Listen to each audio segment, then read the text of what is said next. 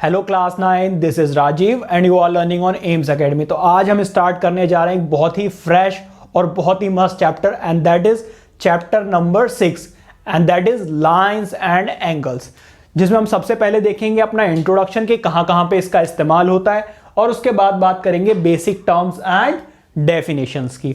देखिए इसका यूज कहां पर होता है। जितने भी आप लाइंस एंड एंगल्स देखते हैं वहां पर हर एक जगह पर आपको लाइंस एंड एंगल्स का यूज देखने को मिलेगा। जैसे कि आप बिल्डिंग बनाते हैं, कोई भी प्रोजेक्ट बनाते हैं, कुछ भी बनाते हैं, जैसे कि ये व्हाइट बोर्ड बना है, इसके लिए भी एंगल बनाया गया होगा 90 डिग्री, तभी ये बिल्कुल शेप में आया, अदरवाइज ये कुछ आड़ा ताड़ा बन जाता। ठीक है, आपका जो घर बनाया गया, आपका गेट बनाया गया है, किसी भी बिल्डिंग की कोई भी डिजाइन होती है उसमें लाइंस एंड एंगल्स का ही काम होता है। जितने भी आर्किटेक्ट्स होते हैं वो सारे के सारे पहले उसको फ्रेम बनाना पड़ता है, with the help of lines and angles वो उसको प्रॉपर शेप दे पाते हैं, अदरवाइज कुछ भी शेप में नहीं होता।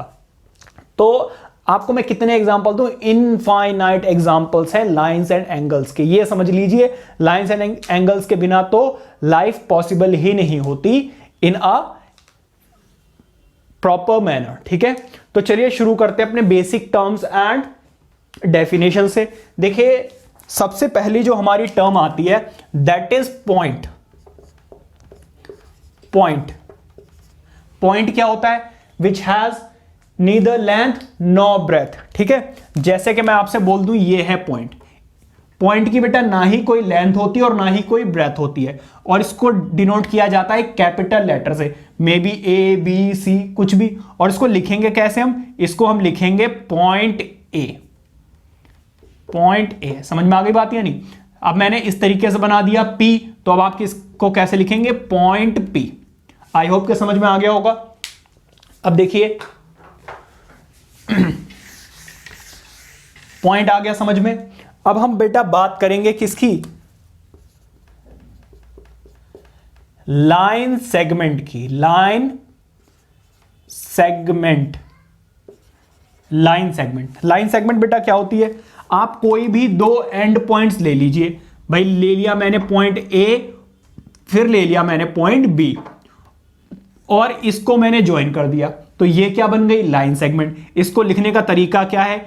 चाहो तो आप ए बी के ऊपर लाइन बना दो, या फिर बी ए लिख दो, उसके ऊपर लाइन बना दो। ये है रिप्रेजेंट करने का तरीका। So line segment has two end points. ठीक है, हालांकि अब आप बड़ी क्लास में आ गए हो तो अब आप ऐसे सिंबल्स यूज नहीं करोगे, आप सिर्फ ए बी एंड बी ए लिख सकते हो।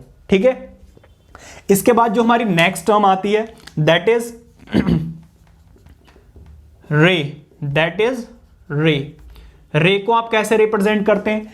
आप देखिए जैसे कि लाइट की रेज होती है ना, मान लीजिए आपके पास टॉर्च है, तो टॉर्च हो गया एक एंड पॉइंट, और वो कहां तक लाइन जाती है? रे कहां तक जाती है? इनफाइनाइटली, है ना। या फिर जैसे कि सन से रेज निकलती हैं, तो होता क्या है इस केस में? एक तो होता है एंड पॉइंट और दूसरा जाता है इनफाइनाइट। तो ये होता है ए एंड बी। मान लीजिए यहां पे आपका सन है और सन की रेज कहां तक जाएंगी? इनफाइनाइट तक। ठीक है, अब इसको रिप्रेजेंट करने का तरीका क्या होता है? आप चाहो तो इसको बी ए लिखो, सॉरी ए बी लिखो, लेकिन इस केस में आप बी ए नहीं लिख सकते हो। दिस इज रॉन्ग, क्योंकि देखिए एंड पॉइंट क्या है? ए, और ये किस तरफ जा रहा है? बी की तरफ जा रहा है, तो डेफिनेटली आप ए टू बी ही रिप्रेजेंट करेंगे, इसको बी ए नहीं लिख सकते। मान लीजिए आपका कुछ इस तरीके से हो, रे पी क्यू, तो अब आप इसको पी क्यू नहीं लिखेंगे, दिस इज रॉन्ग। आप कैसे लिखेंगे? Q P. ठीक है, ये आपका क्या होता है? एंड पॉइंट, या फिर स्टार्टिंग पॉइंट भी बोल सकते हो, एंड पॉइंट। और ये आपका जो बढ़ रहा है, जैसे कि ये क्या हो गया आपका एंड पॉइंट, और ये रे कहां तक जाएगी? इनफाइनाइट। तो ये वाला पॉइंट क्या होता है? Terminal point. क्या होता है? इसको क्या बोलते हैं? Terminal point. समझ में आ गई बात या नहीं? तो जो रिप्रेजेंट करने का तरीका होता है that is from and point two terminal point, हमेशा। ठीक है, चाहे फिर ये रे ऐसे ही क्यों ना बनी हो, लेकिन जब आप इसको लिखोगे तो टर्मिनल पॉइंट पहले एंड एंड पॉइंट पहले और टर्मिनल पॉइंट बाद में लिखेंगे। आई होप कि समझ में आ गया होगा।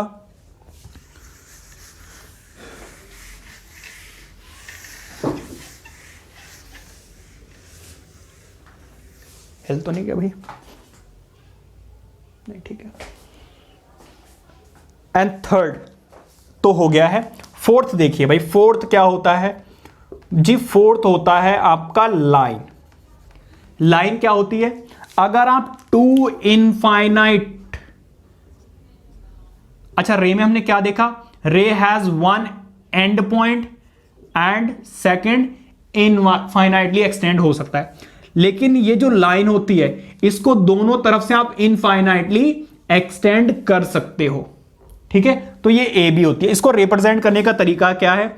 आप ए बी के ऊपर ऐसे डबल लाइन बना देंगे, मतलब कि जो शेप है उसी को ऊपर बना दिया जाता है, जो शेप है वही ऊपर, जो शेप है वही ऊपर। बट इस केस में आप इसको बी ए भी लिख सकते हैं। ऐसा क्यों हो रहा है? देखो इस लाइन सेगमेंट को आप दोनों तरफ से देखो, बिल्कुल एक जैसी दिखेगी। लाइन को देखो दोनों तरफ से बिल्कुल एक जैसी दिखेगी, लेकिन यहां पर आपको शेप एक जैसी नहीं नजर आई, क्योंकि ये एंड पॉइंट और इधर एरो बना हुआ है। तो इसके पास ये यहां पर सिर्फ एक ही ऑप्शन है हमारे पास रिप्रेजेंट करने का, ठीक है?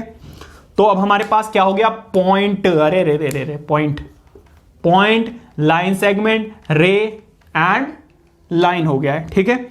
अब हमारे पास क्या आती हैं इसके बाद?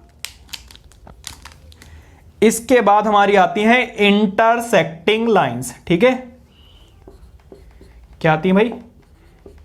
Intersecting lines.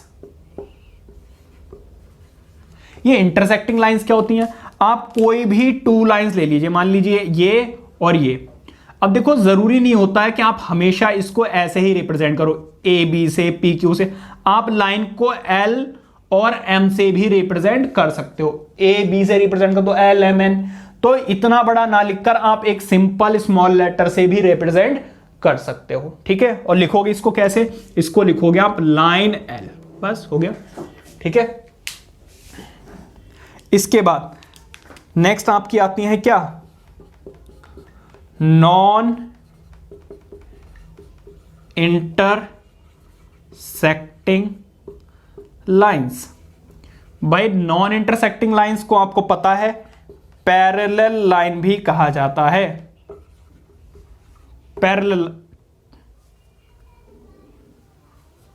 पैरेलल लाइन भी कहा जाता है, मतलब कि एक ये लाइन है और दूसरी ये लाइन है। एग्जांपल क्या है भाई? रेलवे ट्रैक देखें, रेलवे ट्रैक। कोई भी दो ऐसी लाइनें जो आपस में कभी मीट ना करें, चाहे आगे लेकर जाओ या पीछे लेकर जाओ, कभी भी अगर मीट नहीं करेंगी, मिलेंगी नहीं, तो उसको हम पैरेलल लाइंस बोलते हैं। अब जैसे मैं आपसे पूछूं भाई, ये तो हो गई इंटरसेक्टिंग लाइंस, ये हो गई पैरेलल लाइंस, तो भाई ये कौन सी होंगी? अब कंफ्यूज। तो अब आप क्या करोगे? इनको आगे पीछे करके देखो, क्या मीट करेंगी? अगर मीट कर रही हैं तो ये भी क्या है? इंटरसेक्टिंग लाइंस है। अगर मीट नहीं कर रही हैं तो पैरेलल है। समझ में आ गई बात? तो ये मैं मिटा रहा हूं, आप यहां तक नोट कीजिए। इसके बाद मैं बाकी कुछ और टर्म्स रह गई हैं उनके बारे में बात करते हैं। Please make a note. आइए देखते हैं अपने रिमेनिंग टर्म्स।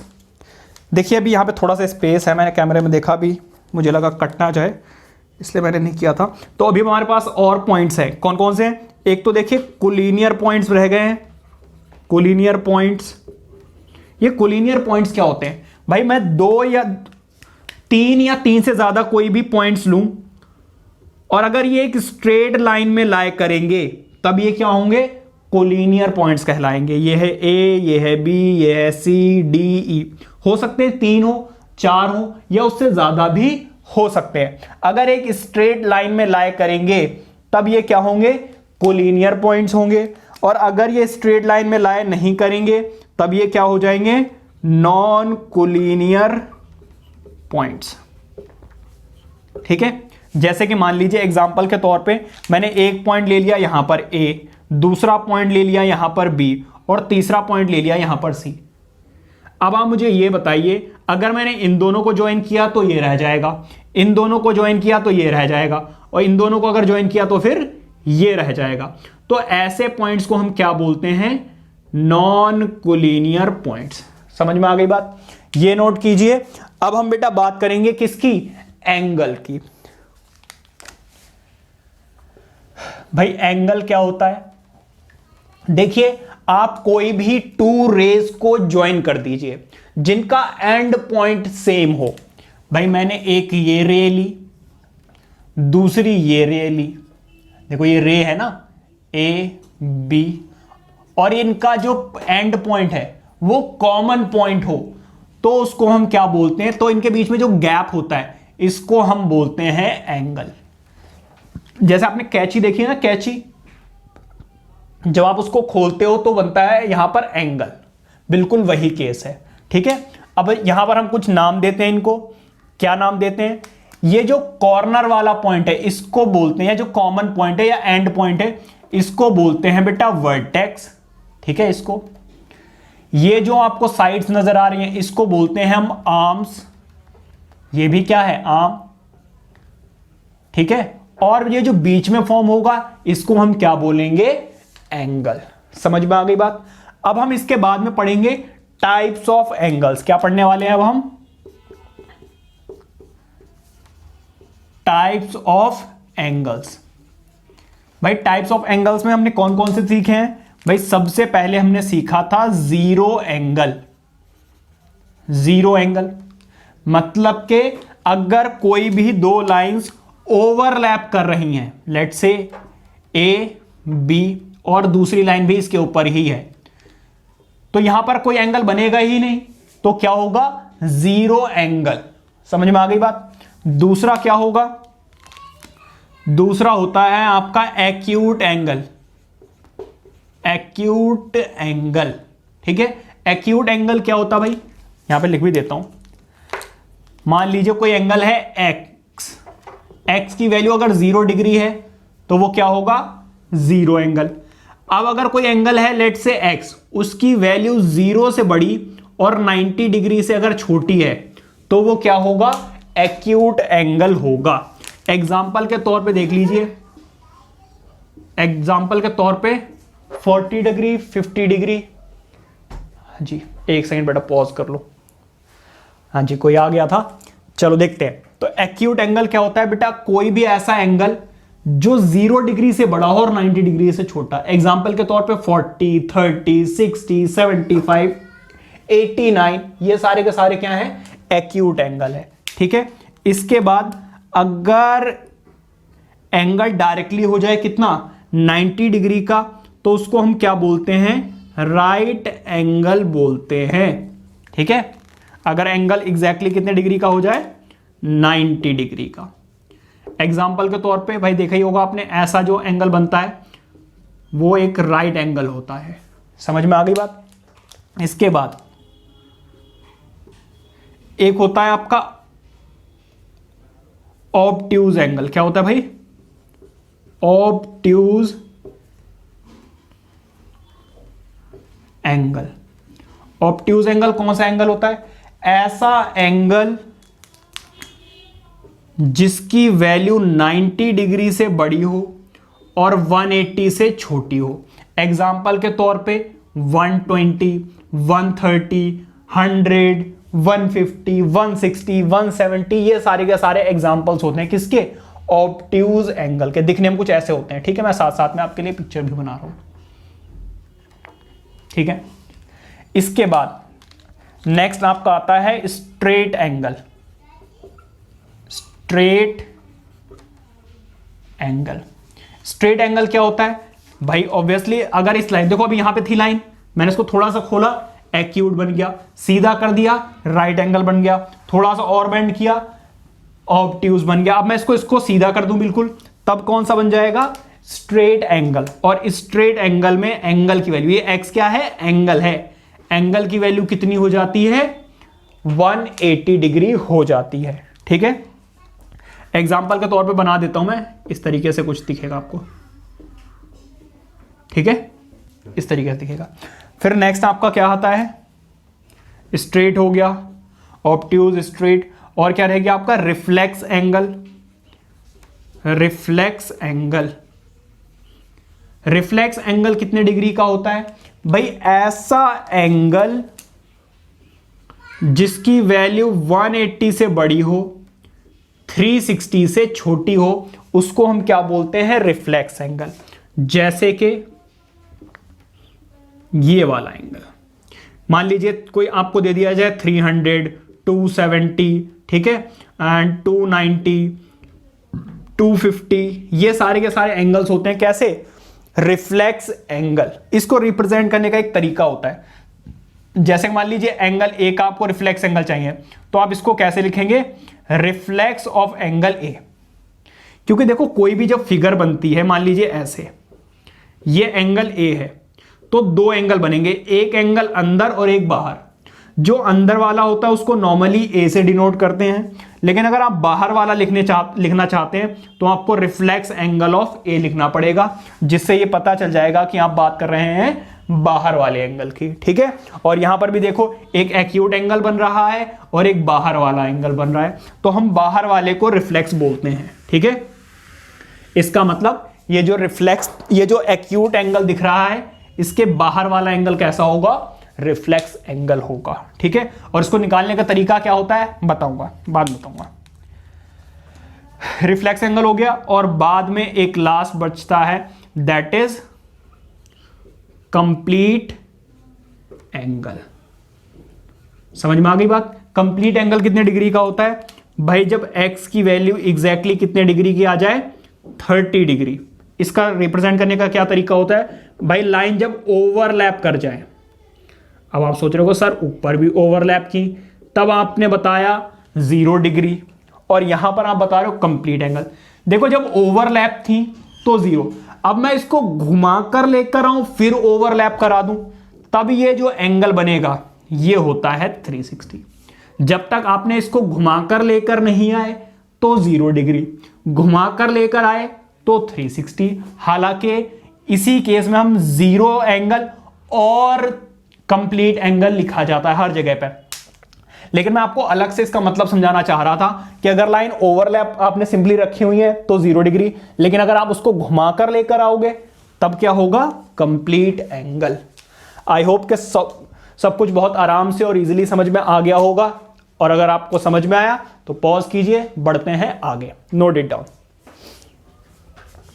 आइए बात करते हैं अपने रिमेनिंग एंगल्स की, and the first one is complementary angles. ये आप बचपन से सुनते चले आ रहे हैं। देखिए कोई भी दो ऐसे angles, let's say first one is x and दूसरा इज y, कोई भी दो एंगल जिनका सम 90 डिग्री होगा उनको हम क्या बोलते हैं?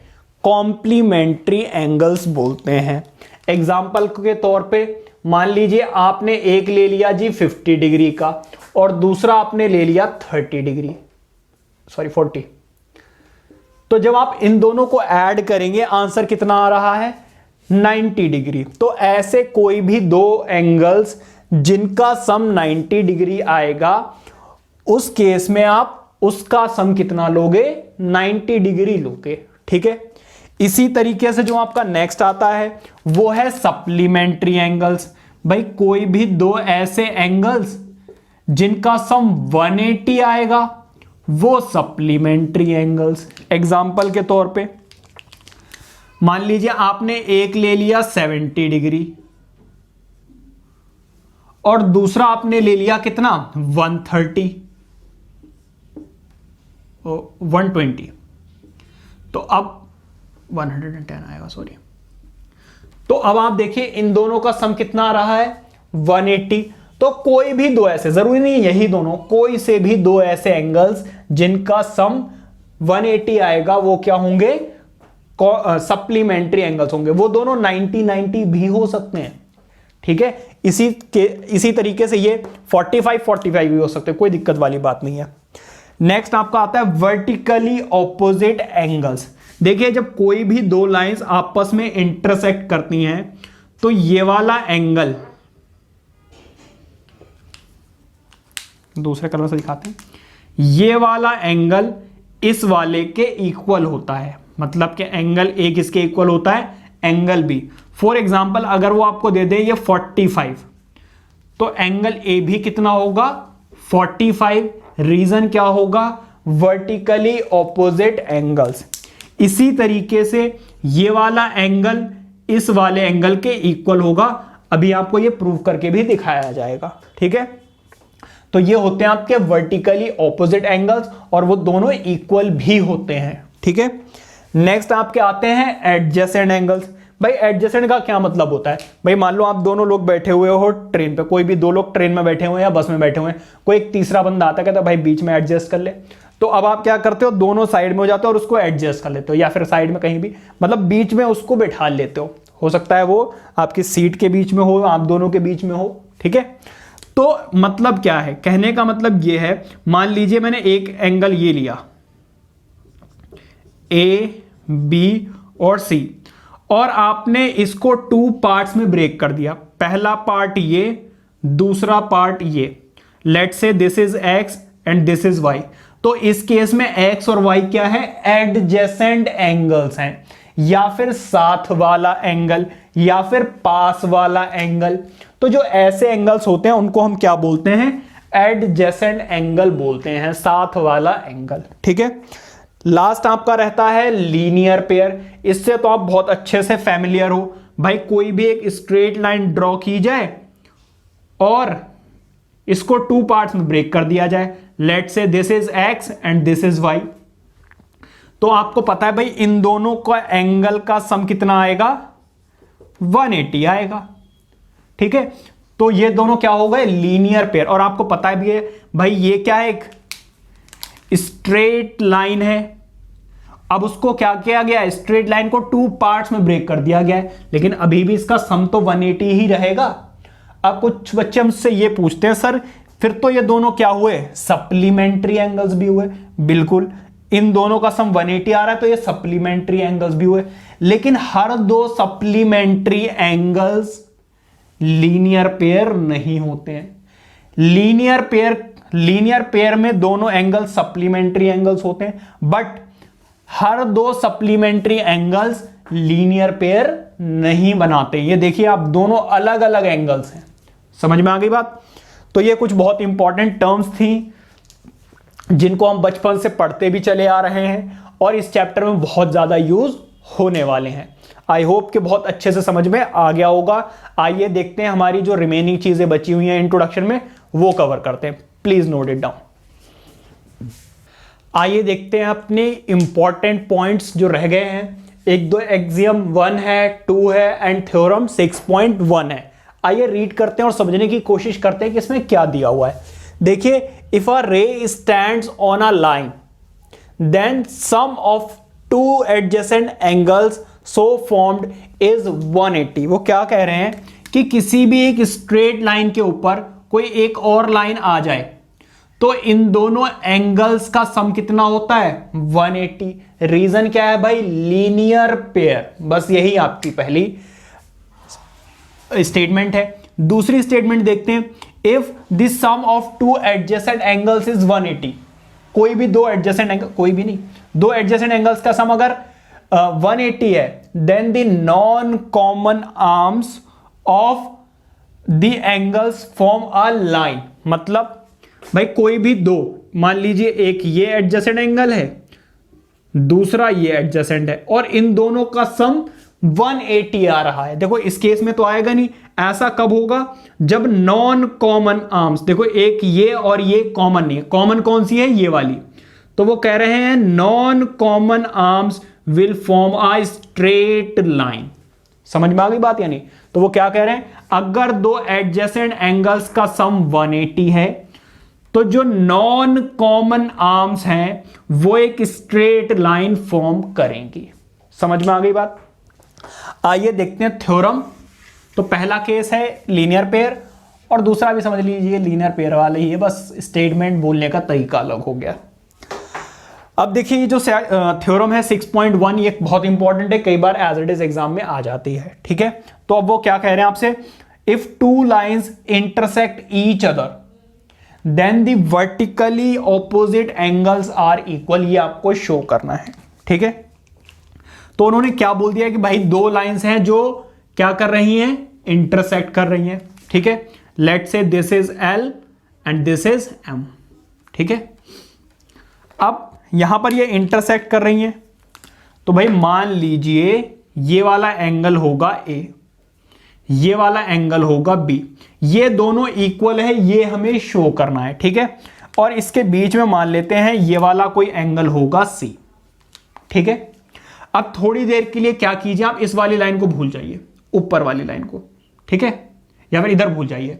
तो देखो b प्लस c एक स्ट्रेट लाइन बना रहे हैं और इन दोनों एंगल्स का सम 180 होगा या नहीं होगा। रीजन क्या है भाई, लीनियर पेयर। तो कैसे करेंगे आप देखिए, since b plus c is equals to 180, reason क्या होगा भाई, लीनियर पेयर। देखो लीनियर पेयर हमेशा ऐसी लाइन नहीं बनेगी, हो सकता है लाइन ऐसे बनी हुई और ऐसे कट लग रहा हो सकता है ऐसी लाइन हो ऐसे कट लग रहा हो सकता है ऐसे लाइन लग रही हो ऐसे कट हो। ठीक है, तो ये अभी भी क्या है, लीनियर पेयर है। समझ में आ गई बात या नहीं। जरूरी नहीं हमेशा ऐसे स्ट्रेट लाइन आए आपके एग्जाम में, अगर क्वेश्चन में। तो देखो इन दोनों का सम कितना, 180, और यही हमारी फर्स्ट इक्वेशन। अब देखो इधर थोड़ी देर के लिए इस वाली लाइन को छुपा दिया जाए इसको, तो क्या होगा, ये दोनों एंगल्स, इन दोनों एंगल्स का सम कितना होगा, 180।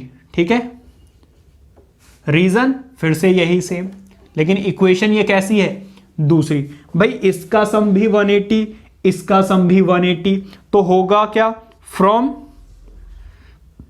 फर्स्ट एंड सेकेंड इक्वेशन, या तो आप फ्रॉम लिख दो या फिर equating first and second equation.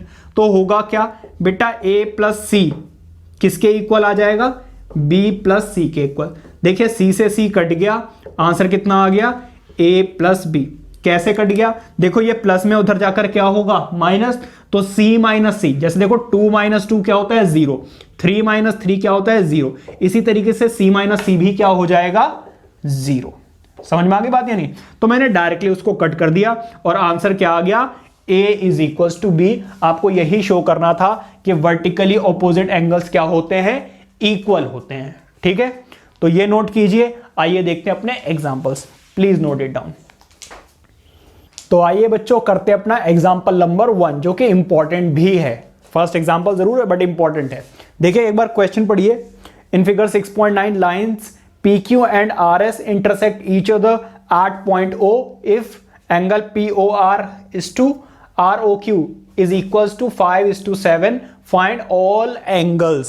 ठीक है, अब देखिए इधर वो क्या कह रहे हैं, PQ and RS लाइंस जो है वो इंटरसेक्ट कर रही हैं कहां पर, O पर, और उन्होंने एक चीज दी हुई है, हमें क्या दिया हुआ है, POR, मतलब कि POR ये वाला एंगल, एंड ROQ इन दोनों एंगल्स का रेशियो दिया हुआ है आपको, कितना, 5:7। ठीक है, देखिए मैंने आपको 3 कलर्स यूज करके बताया हुआ है।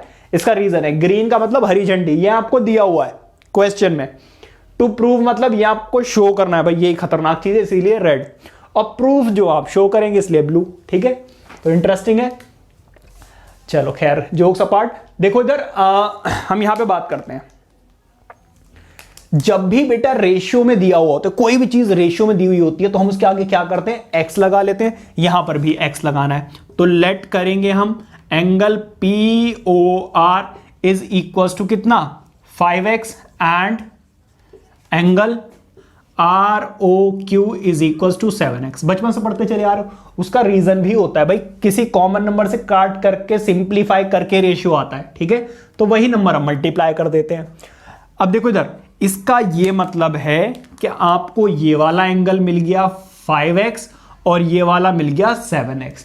अब आप जरा सही से देखें, यहां तो लीनियर पेयर फॉर्म हो रहा है ना, लीनियर पेयर फॉर्म हो रहा है। तो अब आप क्या लिखेंगे, angle POR plus angle ROQ is equals to 180, और रीजन क्या देंगे आप यहां पर, लीनियर पेयर। हमेशा रीजन देखिए करना है। अब देखो ये वाला एंगल कितना है, 5x, ये वाला एंगल कितना है, 7x, तो देखिए टोटल कितना आ गया, 12x। ये मल्टीप्लाई हो रहा है, उधर जाकर क्या हो जाएगा, डिवाइड। तो देखिए 12 किससे डिविजिबल है, 6 से, 6 2 जा एंड 6 3 जा, इसको सॉल्व करेंगे 15, इसका मतलब x की वैल्यू कितनी आ गई 15। बेटा ये x की वैल्यू है, एंगल की वैल्यू नहीं है, ठीक है। अब देखो इधर, तो इसका मतलब ये है एंगल POR कितना आ गया 5x, मतलब 5 इंटू एक्स, और x की वैल्यू कितनी है 15, ठीक है भाई। तो 5 5 जा कितना होता है 25, कैरी 2, 5 1 जा 5 एंड 7, तो ये तो आ गया 75, ठीक है। एंगल ROQ कितना दिया हुआ 7x, तो इसका मतलब 7 इंटू एक्स, एक्स की वैल्यू कितनी है 15, तो देखिए 7 5 जा कितना होता है 35, कैरी 3, 7 1 जा 7 एंड 3 कितना हो जाएगा 10, और आप दोनों को ऐड करके देख सकते हो आंसर कितना आ रहा है 180। अब देखिए कमाल की बात, मुझे एंगल POS भी तो निकालना था, POS। बेटा POS किसके इक्वल होगा, एंगल ROQ के इक्वल, जो कि कितना आया है, 105। देखो ये वाला एंगल कितना आया 105 और ये वाला 75, ठीक है। रीजन आप क्या दोगे यहां पर, वर्टिकली ऑपोजिट एंगल्स। अभी तो बताया था मैंने आपको कि जब कोई भी दो लाइंस इंटरसेक्ट करेंगे तो ये वाला एंगल इसके इक्वल होगा, वही चीज यहां पे यूज की गई है, ठीक है। सिमिलरली क्या मुझे SOQ निकाल के देने की जरूरत है आपको, ये तो आपको खुद कर लेना चाहिए। ये वाला एंगल SOQ किसके इक्वल है, POR के इक्वल है, POR। भाई ये घर में छोटा बच्चा है, ये बहुत चिल्लाता है, आई कांट डू एनीथिंग, मैं खुद परेशान हूं भाई इससे। तो देखो इधर ये कितना हो गया 75। तो इस तरीके से हमने चारों के चारों एंगल्स निकालकर बता दिया आपको। आई होप कि समझ में आया होगा। आइए देखते हैं अपना example number 2, please note it down. आइए दोस्तों करते हैं अपना एग्जांपल नंबर 2, जो कि बहुत ही ज्यादा इंपॉर्टेंट है, तो बिल्कुल ध्यान से समझना है और देखना है। देखिए जब भी कोई एग्जांपल या क्वेश्चन आए आपको ये 3 पॉइंट्स तो लिखने ही लिखने हैं। गिवन क्या है, प्रूव क्या करना है और प्रूफ कैसे किया। एक स्टेप और इंक्लूड हो जाता है कई सारे क्वेश्चंस में, एंड दैट इज कंस्ट्रक्शन। तो अगर कहीं पे आप कुछ ज्वाइन वॉइन करोगे अपनी तरफ से तो यहां पर कंस्ट्रक्शन और लिखोगे, तो ये आपको 4 स्टेप्स लिखने होते हैं, ठीक है। इतनी बात समझ में आ गई। चलिए क्वेश्चन रीड करते हैं। लिखा हुआ है इन फिगर, रे OS stands on a line POQ, ray OR and ray OT are angle bisectors of angle POS and SOQ respectively. If angle POS is equals to x, find angle ROT. तो देखिए इधर आपको कौन सा दिया हुआ, POS, ये वाला एंगल दिया हुआ है कितना x। अब वो क्या कह रहे हैं भाई, POQ एक कोई लाइन थी और OS को एक रे इसके ऊपर स्टैंड कर रही है, समझ में आ गई बात। अब POS एक एंगल था जिसको रे OR बाइसेक्ट कर रही है। बाइसेक्ट का मतलब 2 इक्वल पार्ट्स में डिवाइड करना। इसी तरीके से रे जो OT है वो एंगल SOQ को बाइसेक्ट कर रही है, मतलब कि 2 इक्वल पार्ट्स में डिवाइड कर रही है। अब देखो उन्होंने हमें यह दिया हुआ है कि POS कितना है x, तो POS तो ये पूरा एंगल है x, तो ये तो 2 पार्ट्स में इसको डिवाइड कर दिया है, तो ये वाला एंगल कितना हो जाएगा x का आधा, और ये भी कितना हो जाएगा x का आधा। इतनी बात सबको समझ में आ गई। चलिए देखते हैं अब हम क्या करेंगे। हमें यह पता है कि एंगल POS कितना है x, और हमें यह भी पता है, आप इधर देखो, angle POS plus angle SOQ, इन दोनों एंगल्स का सम कितने आने वाला है। देखो POS एंड SOQ, इन दोनों एंगल्स का सम कितना आने वाला है 180। रीजन क्या होगा भाई, लीनियर पेयर। ग्रीन वाला और ब्लू वाला भूल जाओ, ठीक है। अब एक बात बताओ, POS की वैल्यू तो आपको दी हुई है x, तो क्यों ना मैं यहां पे पुट कर दूं। देखो ये प्लस में उधर जाकर माइनस, तो यहां से आपको SOQ की वैल्यू भी मिल जाएगी 180 माइनस x। समझ में आ गई बात। अच्छा एक बात बताओ, क्या आपको एंगल R, मुझे कौन सा निकालना है, मुझे निकालना है ROT। तो अगर मैं इन दोनों एंगल्स को ऐड कर दूं तो मुझे आर ओ टी मिलेगा या नहीं मिलेगा? तो पहले हम देखेंगे कि भाई एंगल आर ओ एस क्या है। आर ओ एस, भाई मुझे पता है कि ओ आर क्या है, बाइसेक्टर है पी ओ एस का, या फिर मैं यूं कह दूं कि पी ओ एस का आधा है आर ओ एस, ये वाला एंगल। तो मैंने क्या लिखा है, R O S is half of the angle of P O S, P O S का आधा, ठीक है। और पी ओ एस की वैल्यू कितनी है भाई, एक्स, ठीक है। तो यहां पर x आ जाएगा, या फिर आप इसको x/2 भी लिख सकते हो, जो मैंने ऑलरेडी लिखा हुआ है, ठीक है। तो ये रही फर्स्ट इक्वेशन। इसी तरीके से आप कौन सा निकाल सकते हो, TOS निकाल सकते हो, TOS, क्योंकि इन्हीं दोनों को तो हमें ऐड करना है। तो TOS किसका होगा, TOS होगा हाफ ऑफ एंगल SOQ। देखो आपको क्या SOQ नजर आ रहा है, इसका आधा ही तो है, ये दोनों आधे आधे हैं क्योंकि ये बाइसेक्टर है। तो ये वाला एंगल क्या होगा, SOQ का आधा। अब देखो इधर SOQ की वैल्यू अभी तो हमने निकाली है, कितनी, 180 माइनस एक्स। समझ में आ गई बात। अब एक बात बताओ मुझे, अगर मैं इन दोनों एंगल्स को ऐड कर दूं, ROS एंड TOS को, ROS एंड TOS को अगर मैं ऐड कर दूं तो मुझे ROT मिलेगा या नहीं मिलेगा? तो adding first and second equation, इन दोनों इक्वेशंस को ऐड कर रहा हूं मैं। तो इधर क्या आ जाएगा, ROS and TOS, ROS plus angle TOS, ठीक है। तो देखो इधर साइड में ROS की वैल्यू कितनी है, x/2, x/2 प्लस TOS की वैल्यू कितनी है, TOS की value half of the angle 180 minus x. इतनी बात समझ में आ गई। अच्छा एक बात बताओ, ROS एंड TOS को जब आप जोड़ोगे तो आपको क्या मिलेगा, एंगल ROT। इसको जरा सॉल्व कर लेते हैं, x/2, इसको सॉल्व करोगे 2 से डिवाइड होगा 90 आ जाएगा, माइनस इसकी मल्टीप्लीकेशन इससे करोगे x/2। क्या किया मैंने, देख लो इधर, इसकी मल्टीप्लीकेशन इससे, तो देखो इसको 2 से जब डिवाइड करोगे तो 90 आ जाएगा, बीच में क्या था माइनस। अब इसकी मल्टीप्लीकेशन इससे करोगे तो x1 जा x और डिनोमिनेटर में 2। अब जरा सही से देखो तो ये प्लस का x/2, ये माइनस का x/2 कैंसिल आउट हो गए। तो एंगल ROT की वैल्यू कितनी आ गई, 90 डिग्री। बहुत ही ज्यादा इंपॉर्टेंट, बहुत ही ज्यादा इंपॉर्टेंट क्वेश्चन है ये, ठीक है। ये नोट कीजिए।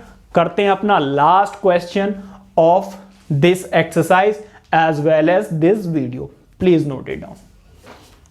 तो आइए बच्चों करते हैं एक और बहुत important example, and that is example number 3। Read कीजिए। In figure 6.11 OP, OQ, OR and OS are 4 rays. Prove that angle POQ, QOR, ROS plus POS is equals to 360। ये हमें शो करना है, ठीक है। तो फिगर आपके सामने बनी हुई है। गिवन क्या क्या है कि भाई 4 रेज हैं, OP, OQ, OR, OS, जो मीट करती हैं किस पे, O पर, और हमें ये शो करना है। अच्छा यहां पे हमें एक छोटा सा स्टेप और ऐड करना पड़ेगा, जैसा कि मैंने आपको बोला था। यहां पर एक स्टेप होगा कंस्ट्रक्शन, कंस नहीं भाई, कंस नहीं, कंस्ट्रक्शन, ठीक है। कंस्ट्रक्शन हमें क्या करनी होगी, हमें ज्वाइन करनी होगी एक लाइन, मान लीजिए लेट से इट्स T, जैसा कि आपके एग्जांपल में दिया हो वैसे ही कर दिया मैंने, ठीक है। एक्सटेंड QO to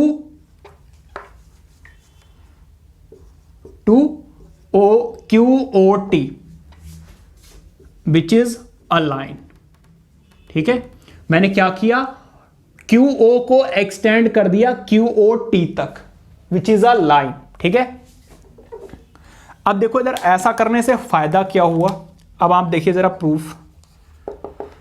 एक बात बताइए, मैं ये बोल रहा हूं कि भाई इस एंगल और इस एंगल का सम कितना होगा? ऑब्वियसली कितने डिग्री का? 180 डिग्री का। Angle POQ plus angle POT, इन दोनों एंगल्स का सम कितना होगा? 180। रीजन आपको भी पता है, क्या? Linear pair. ठीक है, ये रही फर्स्ट इक्वेशन। दूसरा जरा यहां पर देखो, इस वाले एंगल, इस वाले एंगल और इस वाले एंगल, ये तीनों भी तो क्या बना रहे हैं? स्ट्रेट लाइन पे बने हुए हैं, तो इन तीनों एंगल्स का सम भी कितना होगा? 180। तो angle QOR plus angle ROS plus angle SOT, इन तीनों एंगल्स का सम कितना होगा? 180। और रीजन बेटा यहां पर लीनियर पेयर नहीं होगा। बच्चे यहां भी लीनियर पेयर लिख देते हैं, पेयर का मतलब होता है 2। ये क्या होगा? Straight angle. क्या होगा? Straight angle. ये रही आपकी सेकंड इक्वेशन। अब हम क्या कर रहे हैं? इन दोनों को ऐड कर रहे हैं, adding first and second equation. भाई ऐड करोगे तो यहां पर क्या आ जाएगा? POQ plus angle POT plus angle QOR plus angle ROS plus angle SOT, which makes it, देखो 80 प्लस 80। भाई देखो एडिशन कैसे होती है? लेफ्ट हैंड साइड वाली लेफ्ट हैंड साइड के साथ ऐड होता है और राइट हैंड साइड वाला राइट हैंड साइड के साथ। अब देखो मुझे क्या क्या चाहिए क्वेश्चन के अकॉर्डिंग। देखो POQ चाहिए, वो तो है यहां पर। फिर POT नहीं चाहिए, मुझे POT नहीं चाहिए और SOT भी नहीं चाहिए। तो अगर मैं इन दोनों को ऐड कर दूं, किसको किसको ऐड कर दूं? POT प्लस SOT, इन दोनों को मुझे अलग से ऐड करना पड़ेगा।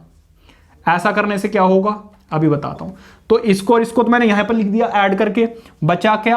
QOR, ये तो हमें चाहिए, देखो लिखा हुआ है QOR। ऐड प्लस ROS भी चाहिए। 180 प्लस 180 मेक्स 360, वो तो आ गया हमारे पास। अब देखो ऐसा मैंने क्यों किया, देखो एंगल जो POT एंड SOT है, POT एंड SOT ये दोनों मिलकर क्या बनाएंगे? POS।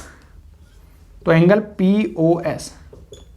अब देखो angle QOR plus angle ROS is equals to 360। ठीक है, तो ये चारों एंगल्स मिलकर कितना बना देंगे? 360। और यही हमें प्रूव भी करना था। ठीक है, तो बेटा मैंने कोशिश की है बिल्कुल डिटेल में कराऊं और बिल्कुल डिटेल में आराम से कराने की कोशिश भी की है। और आई होप कि आपको समझ में आया भी होगा अगर आपने पूरी वीडियो ध्यान से देखी है तो। और अगर समझ में आया, वीडियो अच्छी लगी तो वीडियो को लाइक कीजिए, चैनल को अभी के अभी सब्सक्राइब कीजिए और बेल आइकन को ऑन रखिए ताकि जैसे ही मैं आपके लिए इसकी नेक्स्ट वीडियो अपलोड करूं आपके पास नोटिफिकेशन सबसे पहले आ जाए। तो till then take care, keep studying, bye bye.